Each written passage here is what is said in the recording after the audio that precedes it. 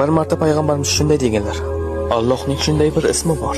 Kim bu ismni duosida ishlatsa, duosi ijobat bo'lmay qolmaydi. Bir kuni Anas roziyallohu anhu shunday dedilar: Men payg'ambarimiz sollallohu alayhi vasallam bilan masjidda o'tirganimizda bir kishi namozni tugatdi va yana ruku qildi. Keyin esa sajda qildi.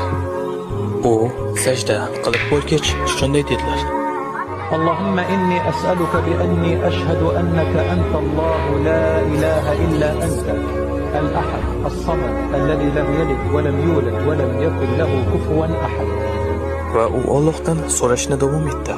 Payg'ambarimiz o'girildi va u kishiga shunday dedilar: Sen Allohdan uning eng buyuk ismi bilan so'rading. Agarda kimdir Allohdan shu ism bilan iltijo qilsa, Alloh unga javob beradi. Agar kimdir shu ism bilan nimadir so'rasa, Alloh beradi. Alloh buni ikki xil yo'l bilan qiladi.